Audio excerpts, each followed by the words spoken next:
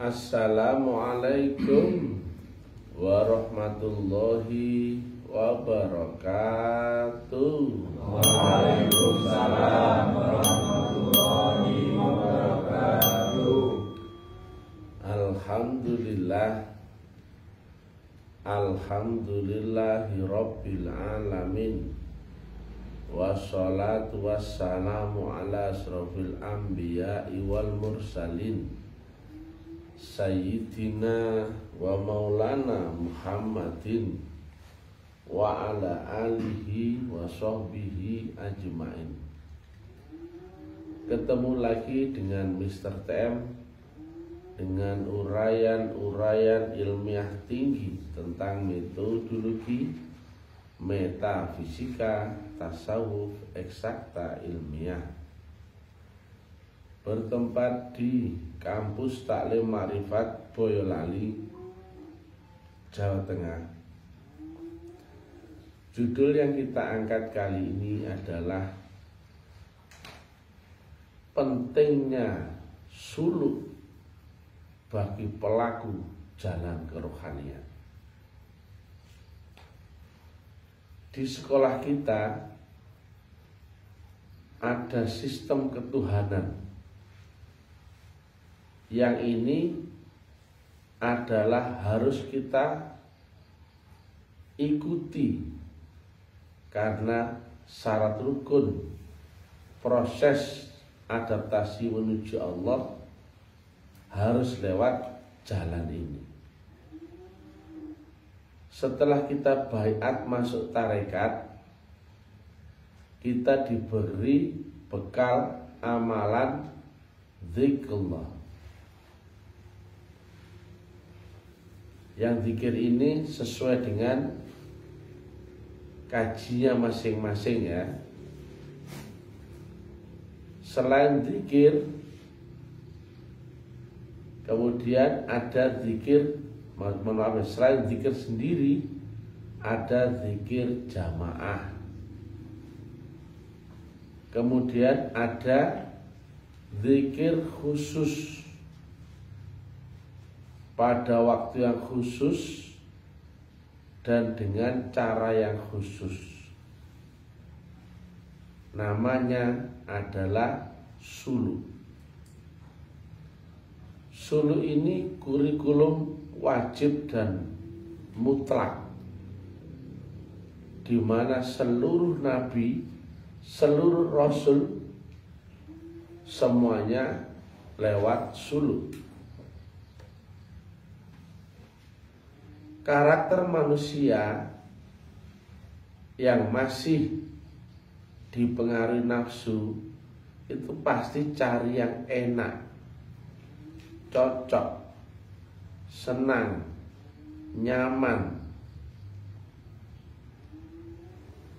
Yang jika manusia ini tidak disiplin dengan ketat dan tinggi, pasti bawaannya memilih yang enak, nyaman, dan senang.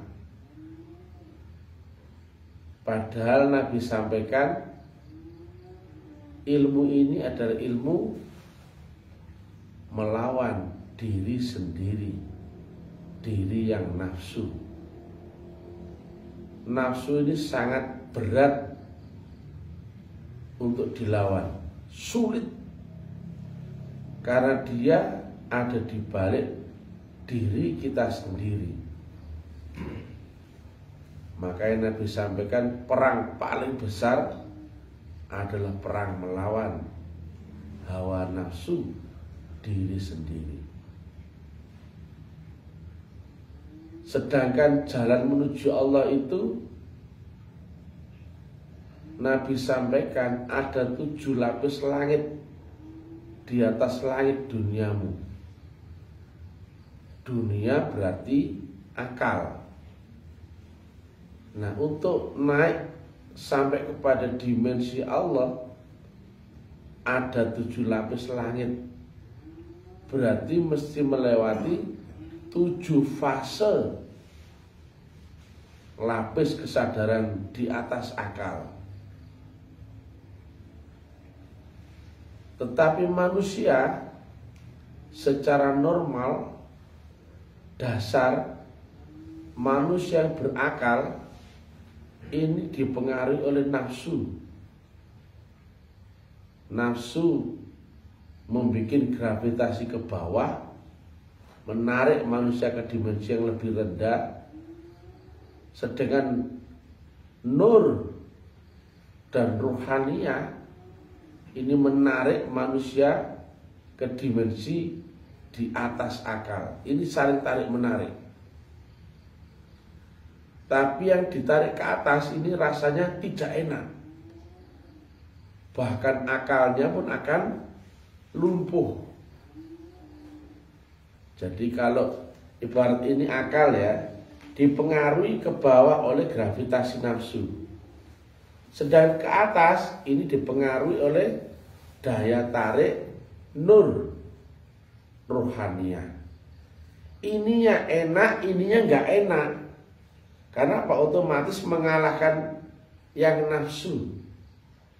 Kalau ketarik ke atas berarti kan ini berkurang. Awalnya turunnya kan 100%. Nah kalau nur itu menarik ke atas, misalkan ini 30% ke atas, ini menjadi 70. Ini ketarik 50, ini menjadi 50. Ketarik 90, di sini menjadi 10. Itu berarti bertentangan dengan gravitasi nafsu. Itu pasti tidak enak. Tetapi jalannya hanya itu ya. Dan secara normal manusia itu nggak ada yang mau mengorbankan nafsunya.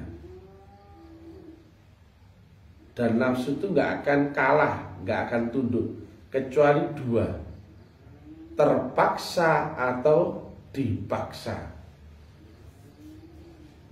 Nafsu ini sangat kuat ya. Karena enak, senang, nyaman, gembira, bahagia, sukses, ganteng, selamat. Nah, padahal menuju Allah kuncinya adalah nolkan dirimu di saluran gelombang mutlak. Maka begitu nol, Allahnya hadir dalam dirimu.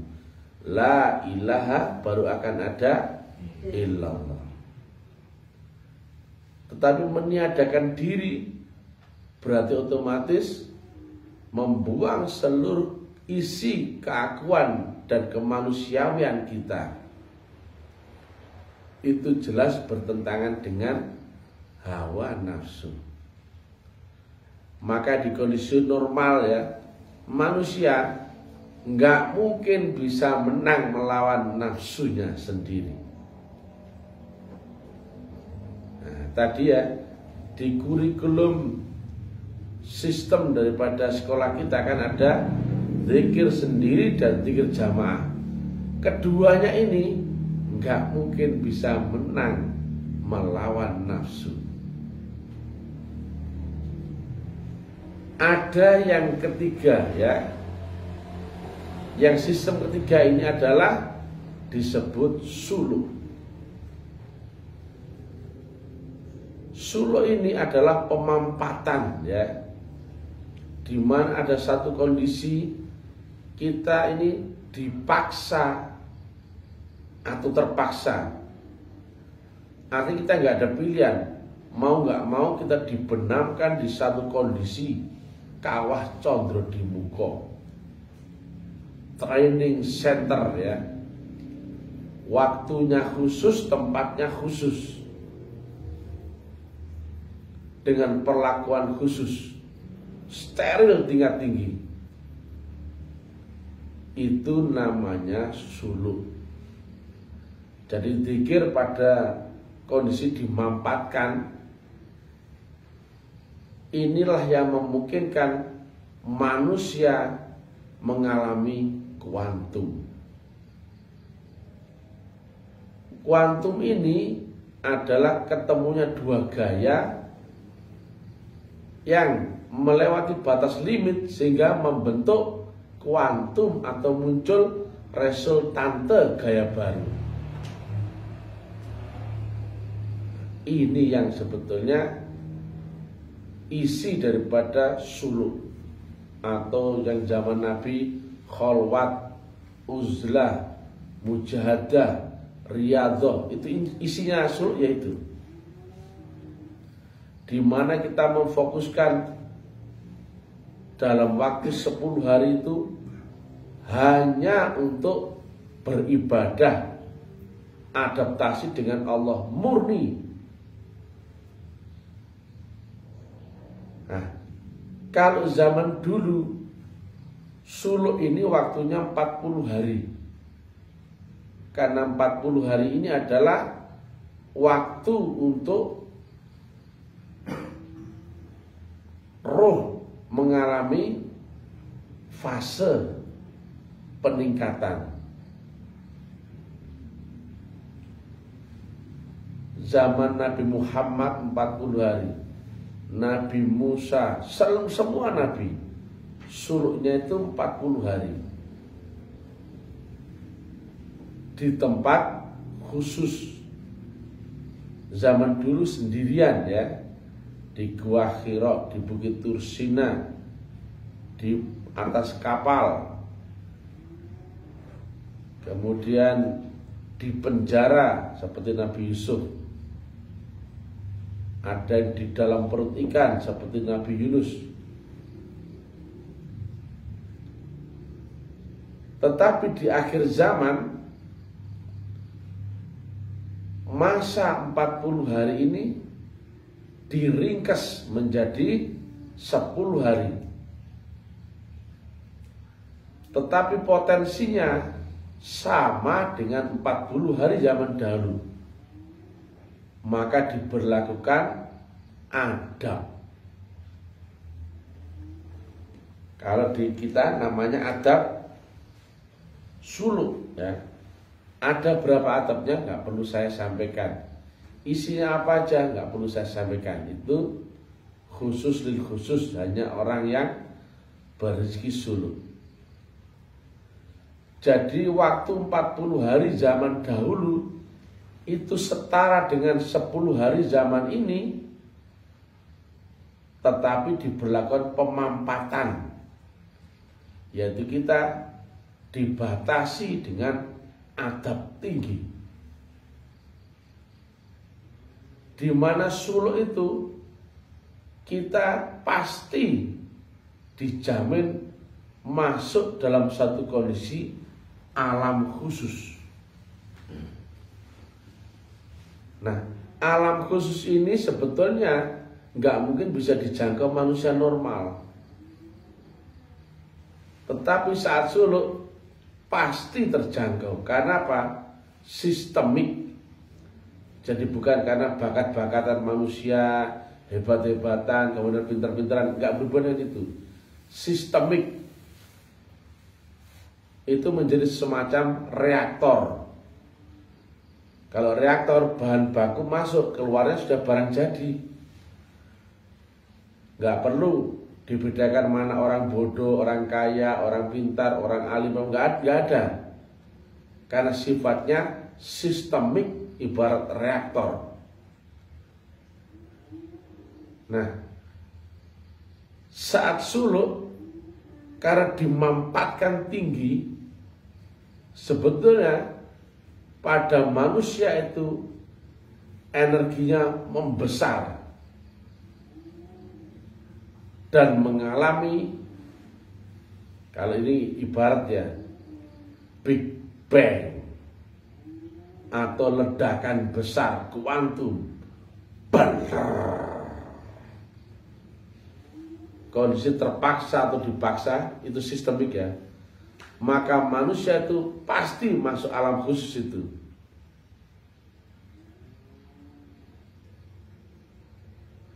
Mau nggak mau dimensinya dinaikkan itu. Dan pada saat itu yang saya sama tadi ya, dia masuk alam khusus. Di alam khusus ini sifatnya naik dimensi ya. maka dia bisa melihat kenyataan yang lalu dari dimensi sebelumnya. Dosa-dosanya dahulu semuanya nyata dia saksikan. Nah, sebetulnya dosa itu walaupun kita istighfar nggak hilang. Karena dosa nggak ada yang gratis. Walaupun kita istighfar, astagfirullah, nangis-nangis, nggak hilang. Dia hanya sembunyi di balik lapisan-lapisan kolbu manusia. Yang ini tidak terdeteksi oleh akalmu, panjandera, nggak terdetek itu. Seolah-olah dosa itu hilang. Nah, ketika suluk itu mengalami ledakan dahsyat ya, dia mah nggak mau, itu melewati batas ambang ini, kuantum dia naik dimensi. Maka dimensi yang lalu, dosamu dulu suka minum misalkan, pernah nyolong, pernah berbuat ini itu, ditampakkan nyata. Nah, padahal yang nyata itu sebetulnya adalah kenyataanmu dahulu saat di dunia yang lalu. Berarti kau telah melihat kenyataan duniamu yang lalu. Berarti saat itu kau tidak di dunia ini. Suluk adalah perjalanan ruhania. Nah, di situ kita mulai dihisab. Dosa itu nggak langsung hilang ya. Dikira istighfar kemudian hilang, tidak bisa ya. Karena saya bukan belajar dari buku ya, saya belajar dari praktek ya. Maka saya ceritakan apa adanya yang saya alami ya. Dosa itu akan terhapus lewat 3 tahap. 1, terhapus saat kita berzikir, ya, bukan terhapus ya, terdibayar saat kita berzikir. 2, saat kita di alam mikrokosmos. Dan 3, saat di alam makrokosmos. Jadi semua itu akan dibayar tunai.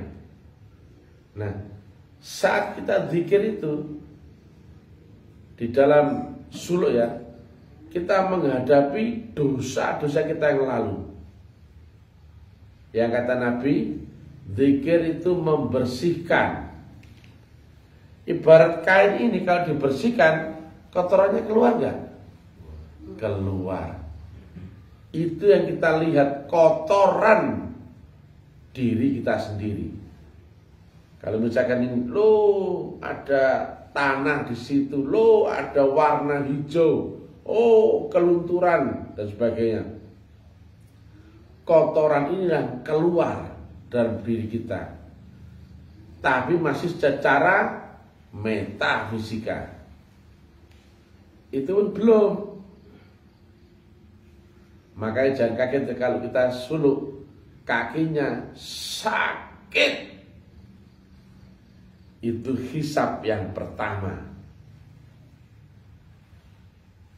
Nah, kemudian hisab yang kedua adalah hisab di alam mikrokosmos, di alam rohaniah diri kita sendiri. Dan yang terakhir adalah hisab di alam kenyataan.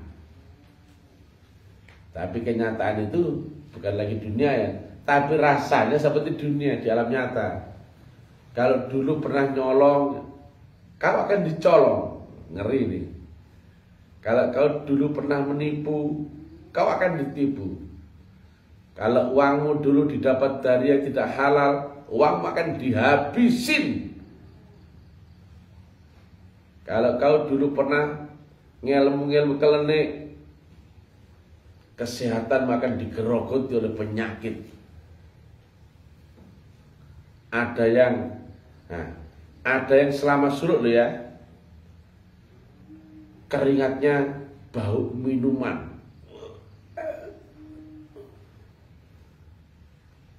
Kadang perutnya jadi besar, disuluk nyata.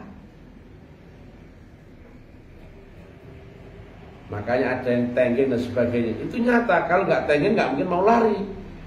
Betul ya? Ada yang keringatnya bau minuman, ada yang keringatnya bau bangkai. Ini muncul penyakit dan sebagainya. Itu nyata. Padahal itu di alam, di atas dunia, jauh di atas dunia. Tapi bagi dia pelaku seolah itu di dunia, padahal bukan dunia. Mana mungkin dosamu di mana kau kerjakan di dunia toh? Kenapa kok muncul lagi di situ menjadi kenyataan? Berarti kenyataan itu bukan di dunia lagi. Ketemulah satu ayat. Pada hari itu bukan lagi mulutmu yang berkata-kata terkunci, tapi yang berkata adalah tanganmu dan kakimu bersaksi akan apa yang kau kerjakan dahulu. Ternyata itu adalah ayat di alam barzakh. Ternyata barzakh kita alami sebagai kenyataan. Padahal barzakh di atasnya kubur ya. Makanya kalau kita baiat, kubur menjadi kenyataan. Bahkan barzakh pun kita alami kenyataan saat kita suluk. Nah kalau normal, manusia itu nggak mungkin bisa melewati batas ambang ini. Kenapa? Akalmu masih jalan. Selama akalmu masih jalan, berarti kau masih di dunia. Ini nggak mungkin bisa sampai lewat batas ke sini, nggak mungkin. Itu sangat sakit. Sama seperti apapun kalau melewati batas langit, semuanya akan terbakar. Demikian juga manusia ya. Ketika ruhnya naik dimensi, itu ada yang terbakar itu. Bayangkan ya, manusia yang di dunia yang masih hidup, dia pasti ada jasmania, betul nggak? Dan jasmania punya akal dan panca indera. Tetapi manusia sampai Allah, dia menjadi manusia cahayanya Allah. Karena yang berakhir akan Allah adalah cahayanya sendiri, itu enggak? Jadi manusia dilepur dengan panas tinggi. Manusia terurai, naik ke lapis-lapis pertama. Terurai lagi, dilepur lagi dengan panas tinggi. Dengan panas tinggi, dilepur lagi. Akhirnya manusia itu berubah menjadi manusia cahaya. Atau di dalam istilah tasawuf disebut subghatallah. Kalau fase di dunia tasawuf ada 3 fase utama: tahalli, tahalli, tajalli. Makanya ibarat di ayat itu ya, dilepur dengan panas tinggi. Nah, saya tanya, semua benda ada nggak dileburnya? Ada. Air titik didihnya berapa? 100 derajat Celcius, betul nggak? Batu ada, beda lagi. Besi ada lagi. Nah, demikian juga manusia, dilebur itu. Makanya nanti manusia di ujungnya sampai dia berubah menjadi gelombang cahayanya Allah sendiri. Sampai arwahnya bisa bergabung dengan arwahul muqaddasah. kumpul semua ini ke satu titik.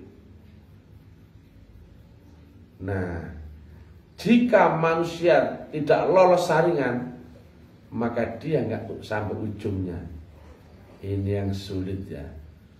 Walaupun kau telah ketemu jalannya, jalan dan caranya, misalkan kita setel ya lewat channel Wasilah, sudah paham ini tekniknya. Kalau kita setel 100 MHz FM, kita akan nyambung dengan Prambors, betul nggak? Prambors jarak 100 kilo. Kalau kita setel gelombang yang sama, frekuensi yang sama, muncul nggak Prambors FM di radio? Muncul. Nyambung nggak kalau dengan Prambors FM? Nyambung. Tapi yang nyambung masih lewat channel. Kau belum hadir di stasiun Prambors FM, betul nggak? Walaupun kau sudah terhubung nyambung, kau belum hadir di sono. Kau belum hadir di sisi Allah. Nah, ini yang luar biasa dahsyat dan tinggi. Nah, ibarat ya, menuju titik lebur ya, titik didih ya. Maka air ini, misalkan air 1 drum, kalau dipanasi sama lilin 1, bisa mendidih gak caranya? 5 jam bisa mendidih? 5 hari? Tetap gak bisa ya. Tapi kalau air 1 drum dipanasi dengan api tekanan tinggi, cepat mendidih gak? Tekanan tinggi ditutup pula. Nah itu dia. Itu yang gambaran kita ini dimampatkan. Jadi kondisi seperti itu nafsu itu akan terpaksa atau dipaksa. Nah, kalau nggak begitu, nggak mungkin manusia secara normal itu punya kemampuan naik dimensi. Makanya disampaikan oleh Ayahanda Guru, jangan cerita agama kalau tidak suluk. Dan suluk itu sudah kerohanian murni ya. Nah, karena banyak jamaah ini kan belum kenal secara zahiriyah dengan Ayahanda Guru langsung, maka kebanyakan adalah dari cerita saya. Saya pun nggak bisa menekan lebih jauh, harus pelan-pelan. Gak pernah saya paksa-paksa orang suluk. Padahal itu kurikulum tingkat tinggi. Jalannya hanya itu. Dan disampaikan oleh Ayahanda Guru Profesor ya, untuk suluk. Bahkan ini ada ceramahnya loh ya. Sekarang bisa didengarkan ya di Google ya, di YouTube ya. Untuk suluk, kalian mundur 10 hari waktu duniamu, tapi maju berjuta-juta tahun cahaya akhiratmu. Tapi karena suluk itu kita beserta dengan faktor Tuhan yang tak terhingga, maka rasanya seperti biasa-biasa aja di dunia, padahal bukan. Contohnya jika kalau kita dari Surabaya ke Jakarta naik becak atau odong-odong atau ojek atau mobil atau kereta api, biasanya nggak lihat kanan kiri. Oh itu Masjid Darussalam, oh itu lapangan bola, lo ini perapatan, oh ini pasar. Lihat gak itu? Masih lihat. Tapi kalau kecepatan tinggi sampai, lihat gak Alfamart, lihat gak bola, nggak terasa apa-apa. Karena jika kau melihat prosesmu sangat bahaya, matamu bisa buta. Sebetulnya dengan kecepatan tinggi kita diamankan di kapsul Allah. Makanya ada masa inkubasi 10 hari. Dimampatkan tekanan tinggi. Mau nggak mau kau naik dimensi. Itu pasti ya. Nah, sayang sekali kan banyak orang masih belum tahu suluk itu apa, masih meringan-ringankan. Nggak ada yang merasa butuh suluk. Kadang suluk sekali, 2 kali merasa cukup. Kapan suluk lagi? Nanti aja. Suluk itu kebutuhan. Ingat ya, lawanmu adalah nafsumu sendiri. Dan nafsu itu hanya akan tumbang dalam keadaan terpaksa atau dipaksa. Maka secara normali manusia gak mungkin bisa menang melawan nafsunya sendiri. Siapapun manusianya. Bahkan seorang nabi pun suluk. Rasul pun suluk. Ente-ente yang bukan nabi, bukan rasul, nanti aja lah bulan depan. Tahun depan sajalah. Gile. Nah, ayah guru mengajarkan kepada kami, suluk itu diadakan tiap bulan dan paralel di mana-mana. Tujuannya apa? Memfasilitasi orang yang mau suluk. Jangan orang mau suluk nggak ada kesempatan, nggak ada tempatnya kek, nggak ada waktunya kek, nggak ada persiapan sarana prasarananya. Ini kan sayang ya, banyak yang tua-tua itu dikira suluk itu cuman main-main. Yang begini nih pasti kamu akan tumbang. Kau nggak tahu siapa lawanmu itu. Nafsu itu dibakar di neraka puluhan ribu tahun. Di neraka yang berlapis-lapis, dia kuat sekali dia. Bahkan Allah nyuruh keluar, dia nggak mau. Allah saja nyuruh dia tunduk, nggak mau kok. Itu ada tuh ayatnya. Aku hanya mau tunduk dalam keadaan terpaksa atau dipaksa. Tetapi nafsu itu enak, senang, nyaman, bahagia, sukses. Nafsu pas yang enak-enak. Kamu suka uang, itu nafsu.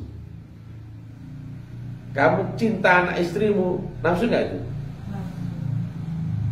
Kamu suka rumah, nafsu gak?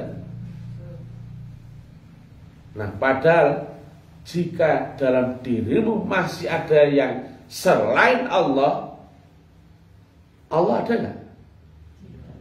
Tidak ada, karena tertutup gerhana akan nafsumu. Pada rumusnya sudah tahu semua. La ilaha baru akan hadir illallah. Itu bukan begini. La ilaha illallah. La ilaha illallah. Jika benar kau melawan nafsu, rasa akan sakit luar biasa. Makanya jika demikian, kalau saya praktekkan ya, saya sangat mencintai penderitaan. Abang tahu kan, dimanapun tempat saya benamkan diri saya habis-habisan. Pikiran saya, waktu, tenaga, apa saja aku leburkan.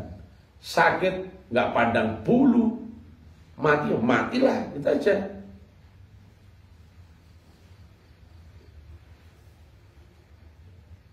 Ini yang orang lain nggak mungkin lolos. Ya, maka kata Nabi, kau akan melewati jembatan ini. Jembatan inilah kau nyebrang secara rohaniah ya, naik dimensimu. Naik. Atau disebut mi'raj. Tapi jembatan ini terbuat dari rambut dibelah 7. Kira-kira ada nggak? Satu pun manusia yang bisa, ada nggak? Gak mungkin.